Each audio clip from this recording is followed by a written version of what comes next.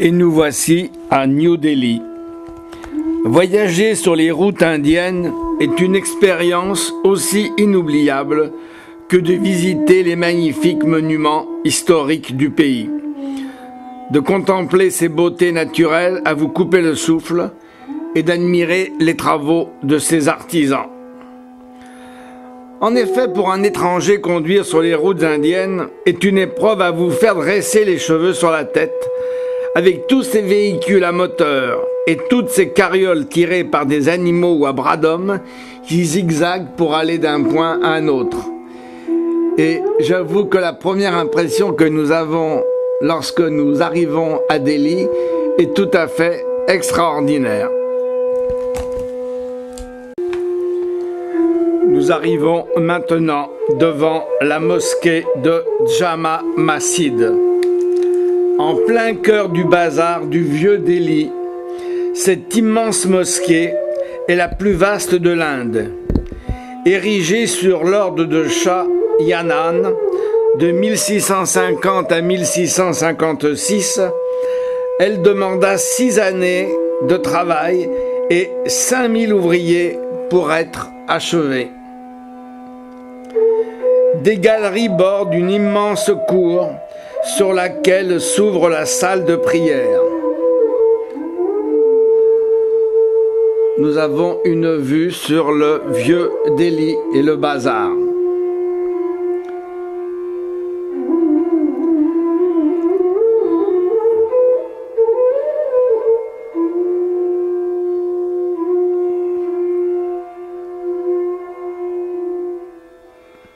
Quelques petits garçons posent pour la photo. Au-dessus de la mosquée, 3 énormes dômes aux bulbeux en marbre blanc, côtelés de rainures noires, offrent un saisissant contraste avec le grès rouge incrusté de marbre blanc du reste de l'édifice.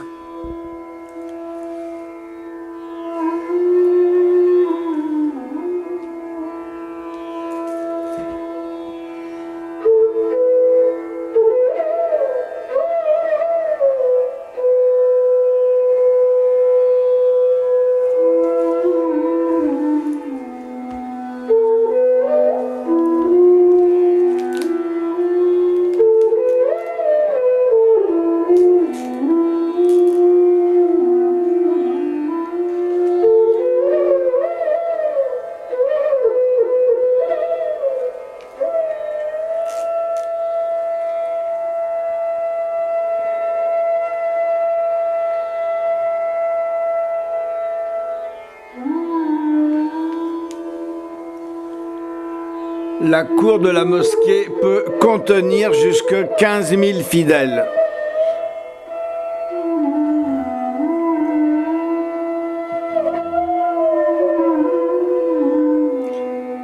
Il est de coutume que lorsque l'on a un garçon, on vienne le montrer à la mosquée. Quand on sait en Inde combien il est important d'avoir un fils. On dit que c'est l'assurance pour ces vieux jours.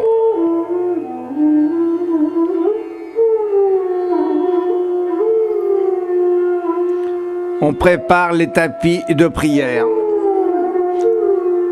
Nous sommes vendredi et tout à l'heure ce sera la grande prière. La mosquée sera interdite aux non-musulmans.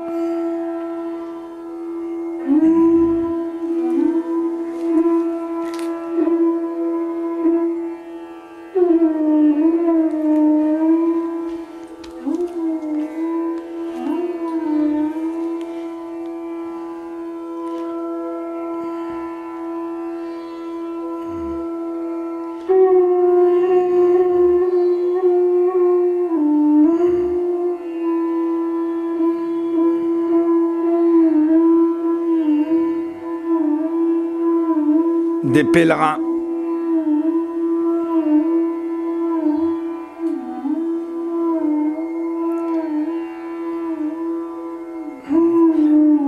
Nous redescendons maintenant le grand escalier pour nous retrouver dans la rue En Inde, la règle d'or pour traverser les rues, c'est d'abord de regarder à droite, puis à gauche, puis de courir à toutes jambes pour traverser la rue avant que quelqu'un ou quelque chose ne vous renverse.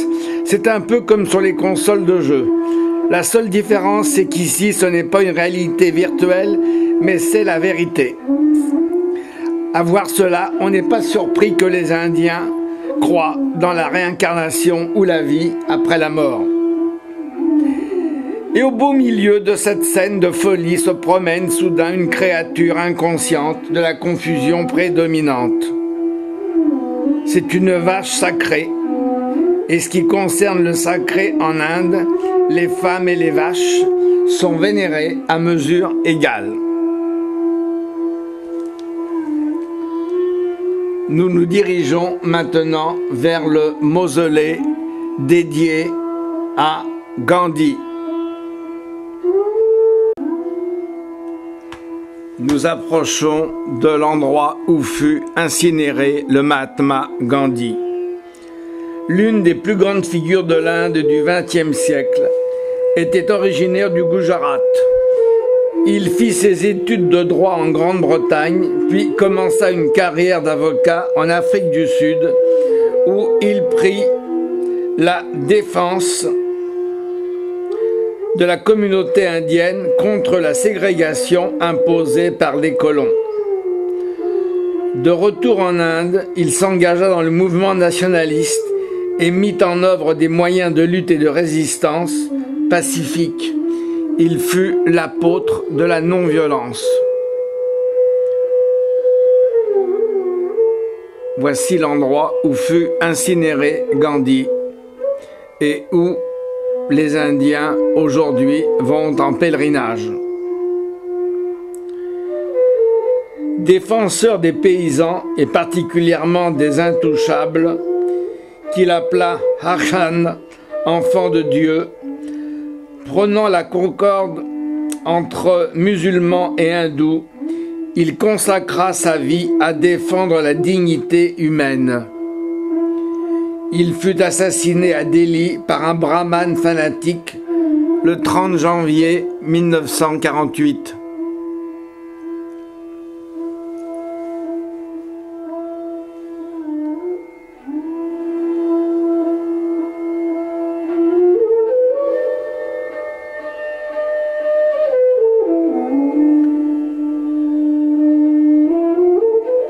Nous voyons maintenant l'endroit où fut incinéré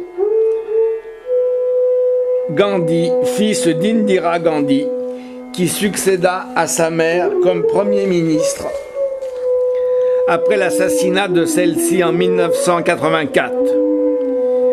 Il fut lui-même assassiné en 1991. Destinée extraordinaire que c'est Gandhi, qui, bien que ne portant le même nom, n'avaient aucun lien de parenté entre eux, furent tous des hommes clés de la politique indienne et moururent tous de manière violente.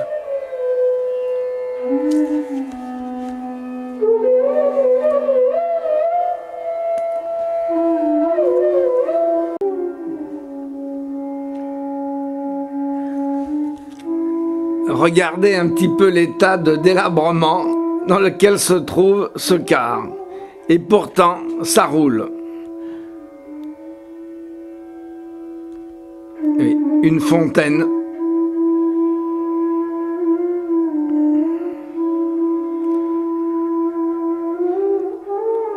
Nous sommes vraiment dans un autre monde. Nous sommes maintenant dans le Rajpath. C'est la plus grande avenue de Delhi où se trouve l'ancien palais du vice-roi des Indes, devenu maintenant palais du gouvernement. C'est là que se déroule chaque année, le 26 janvier, une formidable parade commémorant l'établissement de la République indienne. C'est un lieu de promenade privilégié des habitants de Delhi qui viennent ici en famille. Nous nous approchons maintenant de l'Indian Gate. C'est un arc de triomphe qui fut élevé à la mémoire des 100 000 soldats indiens tombés pendant la Première Guerre mondiale. Il abrite le tombeau du soldat inconnu et constitue l'un des pôles du plan directeur de la Nouvelle-Delhi, tel qu'il fut conçu par Sir Edward Lutyens.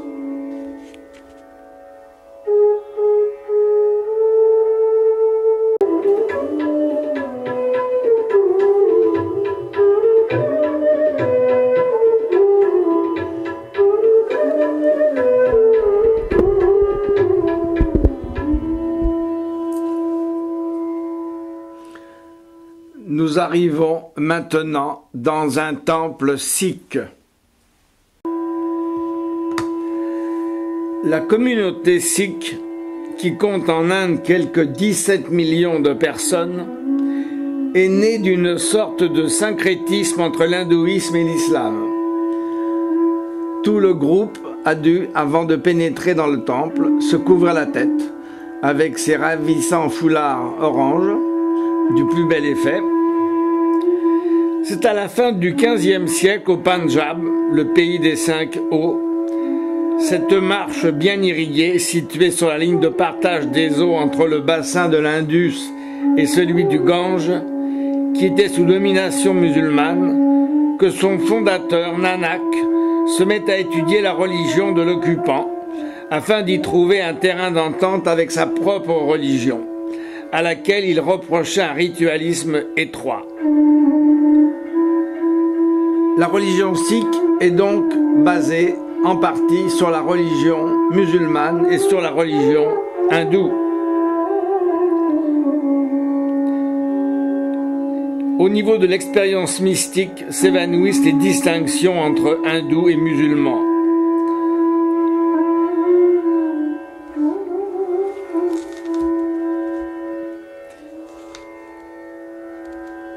Nous sommes devant le bassin sacré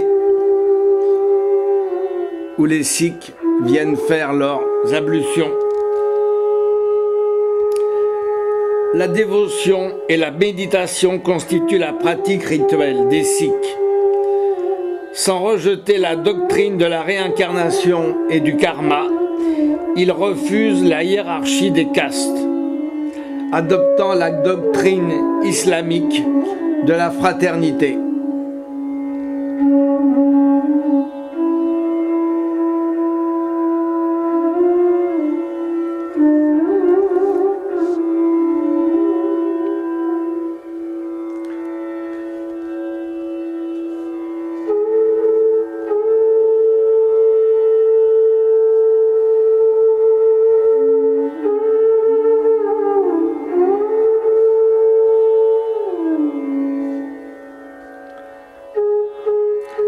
Après que leur 9e disciple fut décapité sous l'ordre de Khalsa Pan, les Sikhs deviennent une communauté martiale. Chacun d'eux prendra le surnom de Singh, qui signifie le lion, ne se coupera ni les cheveux ni la barbe, s'abstiendra de tabac, portera un bracelet de fer et gardera toujours sur lui une arme tranchante. Sauf une infime minorité, les Sikhs portent encore un turban qui cache leur chignon et une barbe non taillée, souvent enserrée dans une résille.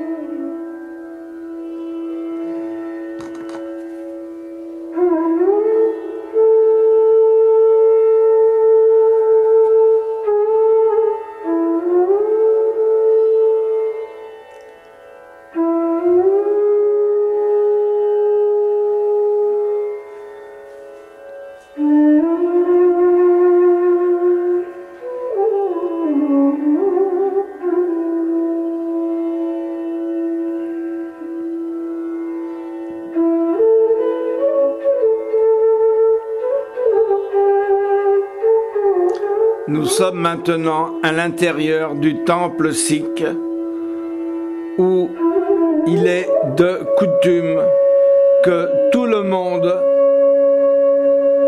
même si on ne fait pas partie de la communauté sikh, peut venir et on lui sert à manger.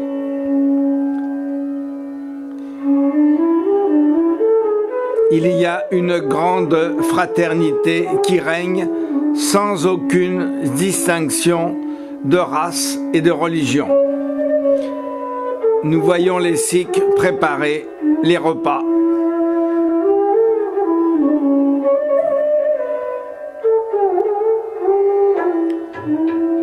C'est une ambiance tout à fait particulière.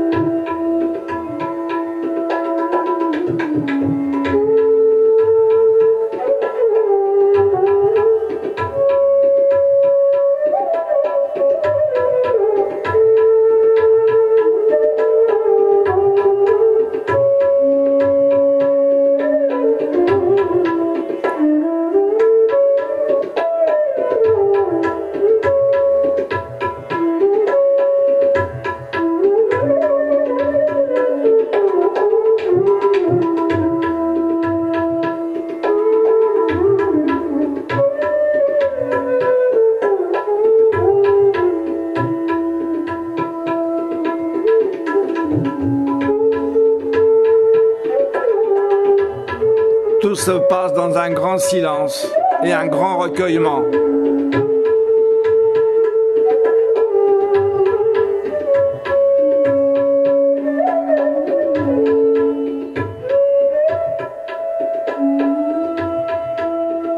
Nous nous retrouvons maintenant dans le centre de Delhi.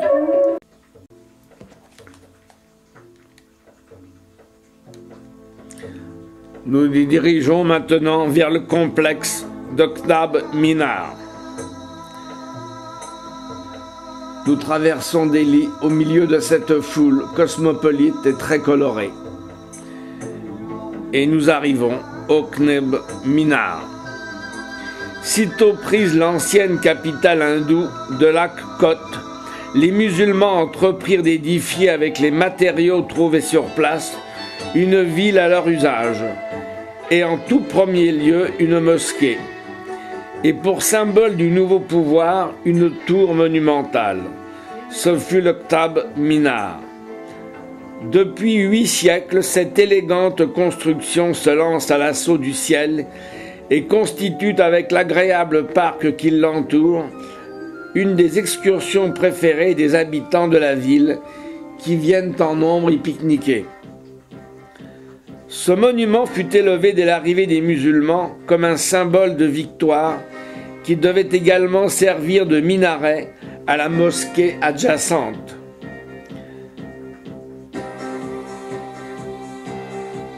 L'ensemble s'élève à 72,55 m avec un diamètre de base de 14,40 m. Par sa conception, il doit tout à l'architecture musulmane. Il rappelle les constructions de même type que l'on trouve en Afghanistan, d'où venaient les nouveaux conquérants. Mais ce sont des mains hindoues, rompues depuis des siècles au travail de la pierre, qui accomplirent la tâche.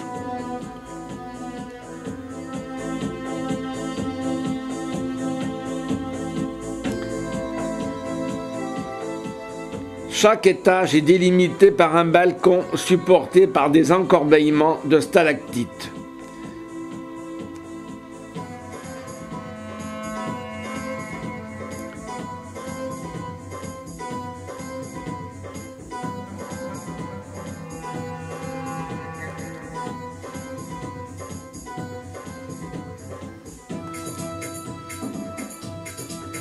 Bâties en grès rouge et cannelé, sont reproduites des sourates du Coran dans des bandeaux d'arabesques fleuris.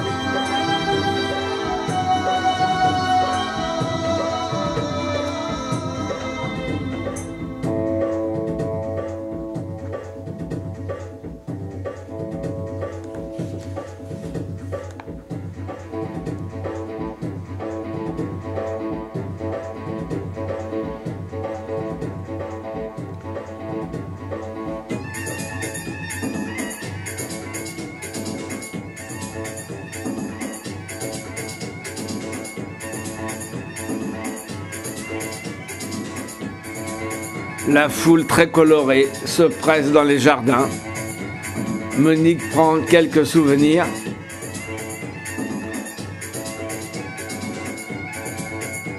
Dans le coucher de soleil, cet ensemble de Tarminard offre un spectacle superbe.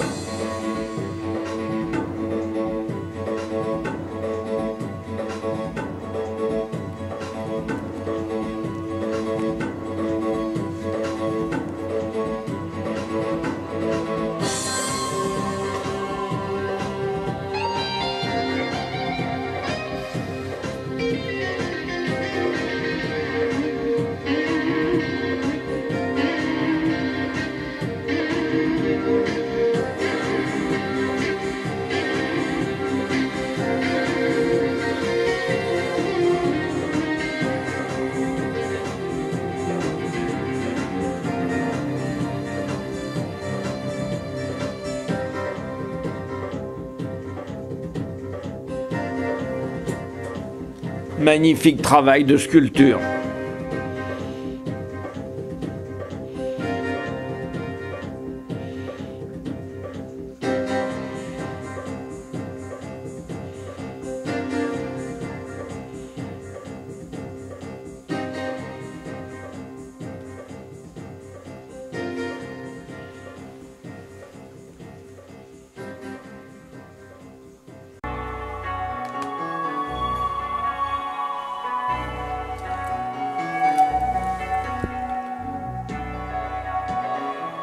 Une tour inachevée.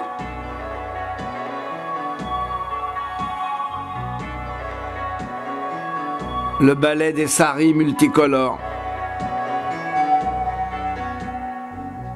Le travail de sculpture magnifique.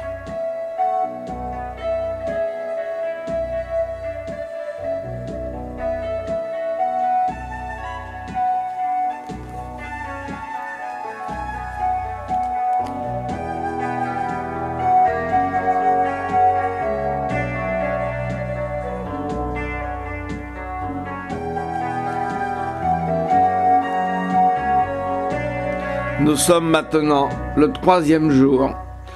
Nous allons nous diriger vers Agra. Il est très tôt, il est environ 7 heures du matin. Il faut partir de bonne heure car la route est longue et on va apprendre très vite que les kilomètres en Inde durent beaucoup plus longtemps qu'en Europe.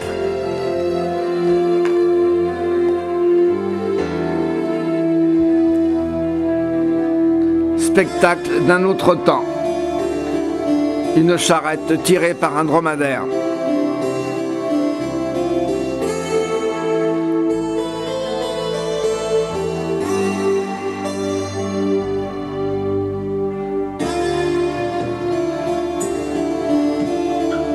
Les moyens de transport sont très hétéroclites.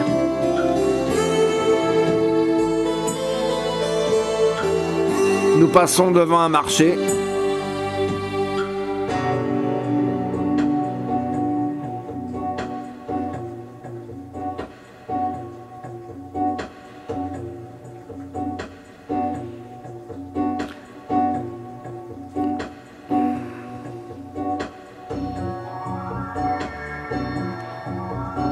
Un charmeur de serpents.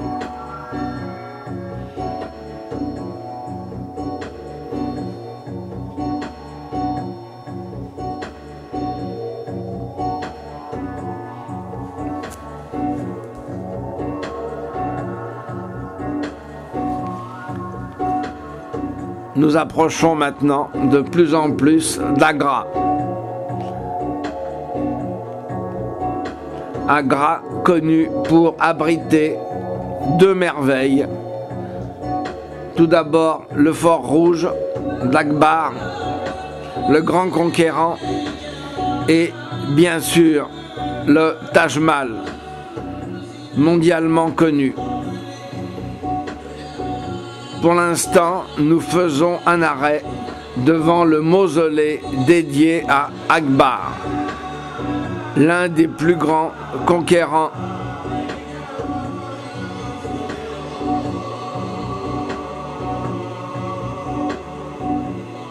un des plus grands souverains moghols qui régna sur l'Inde.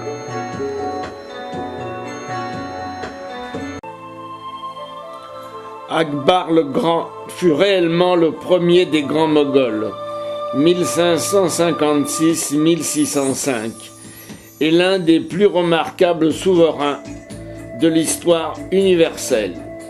Il reconquit l'empire de Babour, son grand-père, et l'étendit de la frontière de la Perse jusqu'à celle de l'Assam, à l'est, annexant l'Afghanistan, le Cachemire, le Sindh et le Baloutchistan.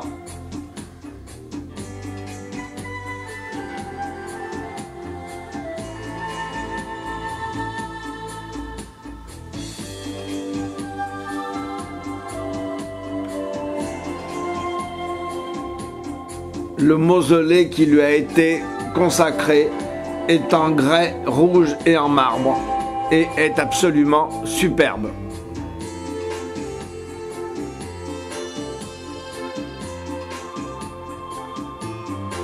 Nous continuons notre route vers Agra.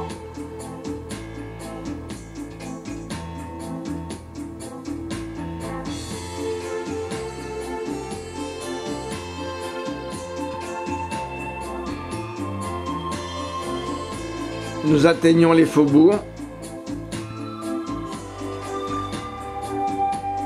Comme toujours, beaucoup de monde, beaucoup de circulation. Beaucoup de crics chauds, pétaradants.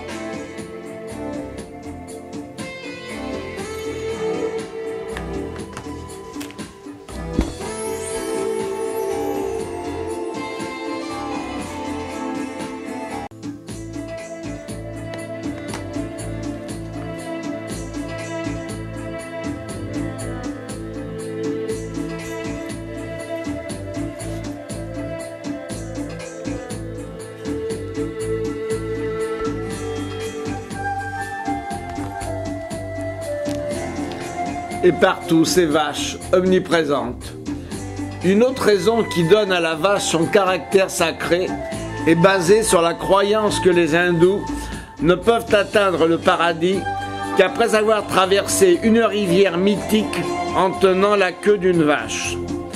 D'ailleurs, la cérémonie consacrant le passage de l'âme d'un décédé au paradis inclut le don d'une vache au brahman qui dirige la cérémonie.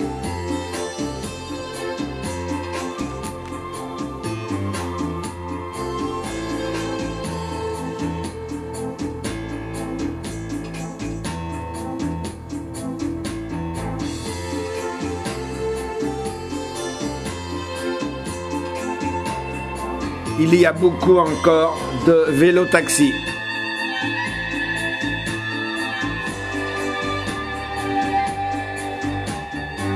Et toujours les vaches.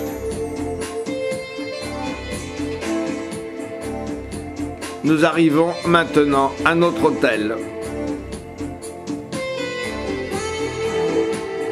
où très vite nous allons atteindre une terrasse d'où nous allons apercevoir pour la première fois la silhouette majestueuse du Taj Mahal.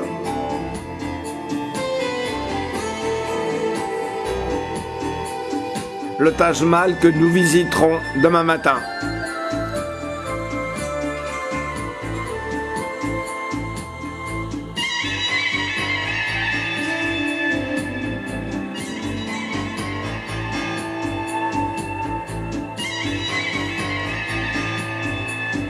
Pour l'instant, nous retraversons le centre d'Agra.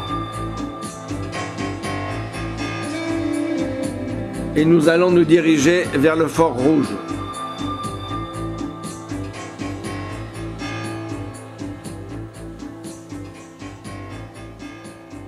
Bon nombre de scènes de la vie quotidienne s'offrent à nos yeux.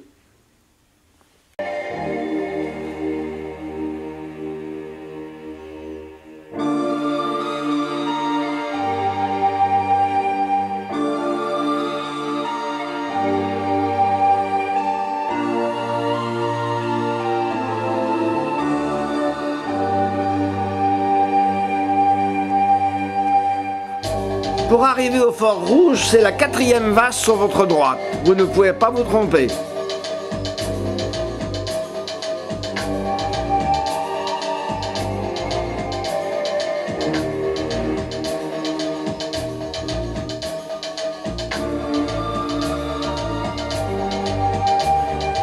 Et nous apercevons la silhouette du Fort Rouge.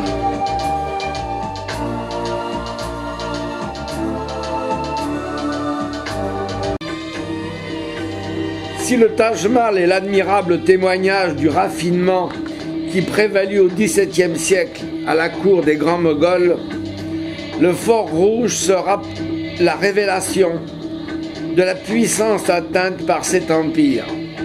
Il s'étendait sur la majeure partie de l'Inde et disposait de ressources humaines et financières, pour ainsi dire inépuisables au temps de sa splendeur.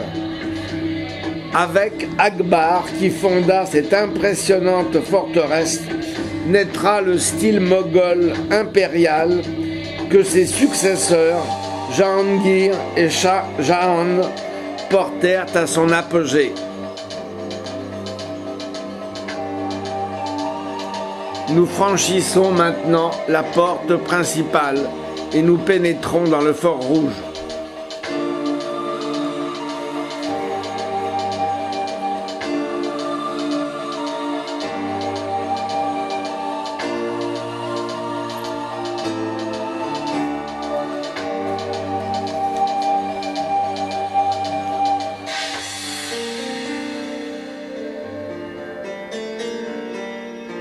Nous sommes maintenant devant le palais de Jahangir. Il développe une élégante façade ocre rouge, typiquement hindoue, avec sa longue véranda au-dessus de hautes arcades aveugles aux moulures soulignées de marbre blanc.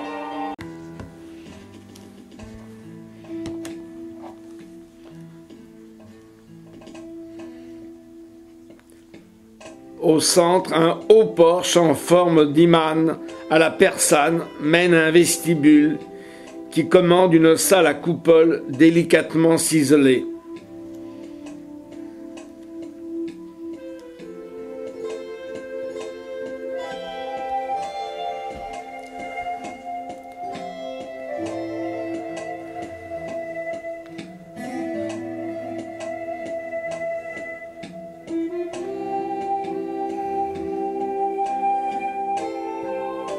Notre guide Daniel nous explique le travail extraordinaire des artisans.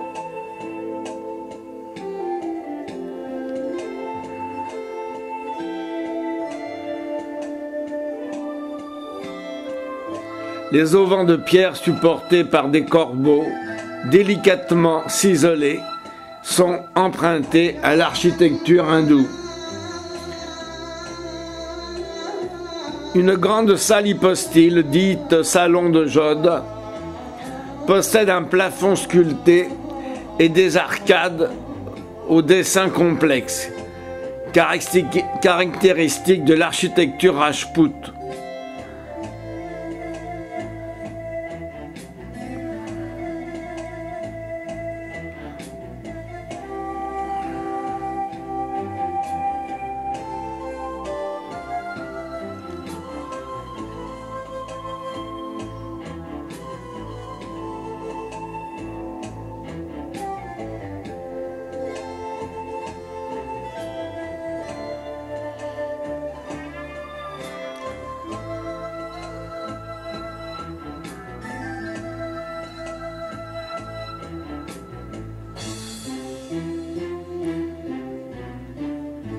la branche de droite dessert un kiosque à coupole finement ciselée qui domine la Yamuna, d'où nous allons avoir une vue sur le Taj Mahal et qui est réellement splendide.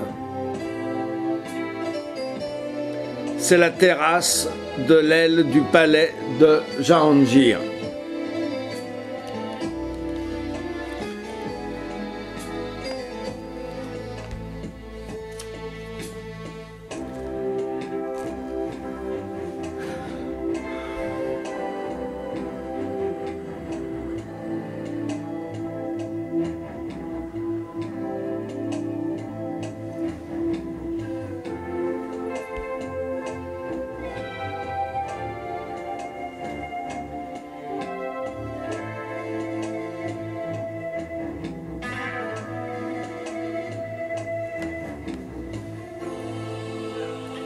Le Taj Mahal, palais privé de Shah Jahan, regroupe 3 élégants pavillons posés sur un socle de marbre blanc. Du côté du fleuve, on découvre une somptueuse perspective sur le Taj Mahal. Le pavillon central de marbre blanc est précédé d'une cour dallée de marbre, également pourvue d'un bassin à jet d'eau. Les 2 pavillons adjacents, l'un en marbre, l'autre en grès rouge, revêtus d'un mince plaquage de stuc, étaient destinés, dit-on, aux filles de l'empereur.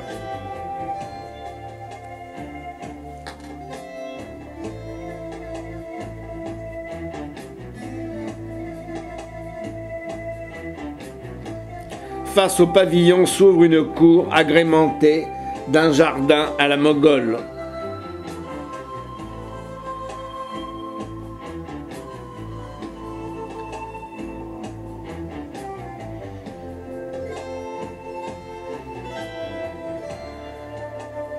Nous voyons une profusion de détails sculptés à thème naturaliste et motifs en marqueterie de pierres colorées.